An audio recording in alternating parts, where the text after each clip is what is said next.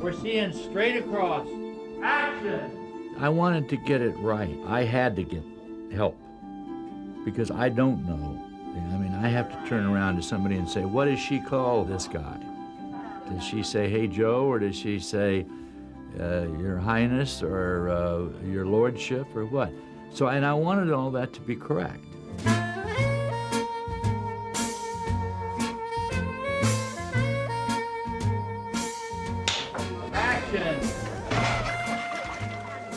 Bob feels if we're going to do it, let's do it right. And let's see what we feel about this way of life by showing this way of life. I suppose they complain. Oh, true, exactly. We had a butler, a maid, housemaid, and a cook that had all been in service at the time this picture was made. They're all in their 80s now. I was able to find, our butler, Arthur Wrench, our cook, Ruth Mott, and our housemaid, parlourmaid, Violet Little. And they all started in service somewhere between 1931 and 1936. I'm Arthur Richard Inch. I was born the 5th of October 1915. My father was a butler and my mother had been a housemaid. Well, I don't ever call myself a professional. I call myself just somebody who likes to cook. And I've always liked cooking, and I went into the kitchens at about 14. I was house parlourmaid. That meant a lot of work because the vegetables were all done very nicely and attractively, and they didn't have all the modern gadgets you've got now. I need all the knives there, all the knives.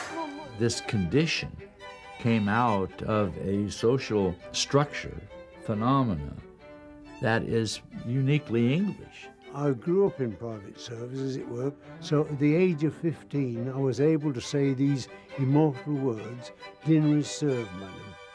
I prefer to just help in the kitchen side of it, whereby I think I know that pretty well, or I think I do. Can I just go and show them what I want to do with the ice? As to what instruments and things you can use and how you make ice cream, which you're going to try and do today, I think. And you're beating too fast. You've gone past mayonnaise stage now, anyhow. I am advising all the men servants as how they should behave and what they should do, and iron out any details they might get wrong. Well, Mr. Inch is, one we all bow before him because, he really is the absolute, the genuine article, and he knows the job down to its finest detail. Alan Bates hung on to Arthur Inch like a life raft. He was at him all the time. He wanted to get the exterior right. For instance, telling Mr. Jennings that he was the head of the household and he had to be authoritative. May I ask what is going on? George, will you please join me in the drawing room as soon as possible? Mr. Probert, will you kindly take everybody back downstairs? Certainly. Dorothy, I'm especially surprised at you.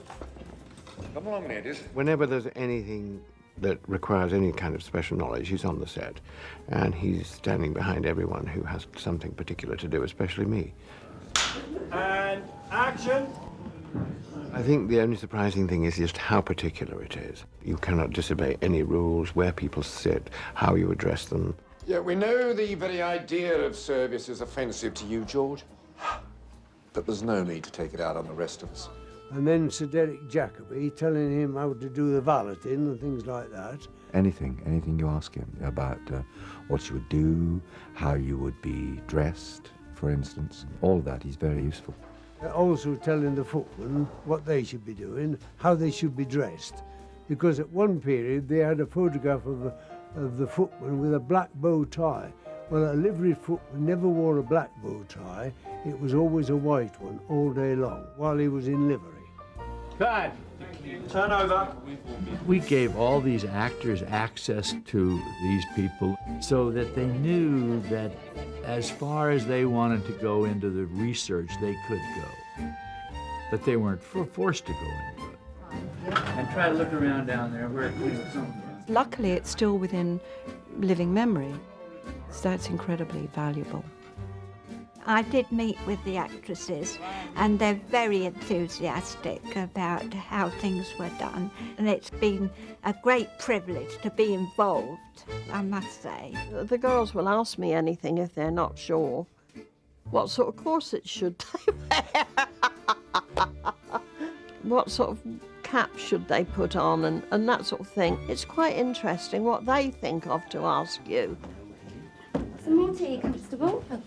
I'll take that, thank you, Bertha. Making sure of their attitude.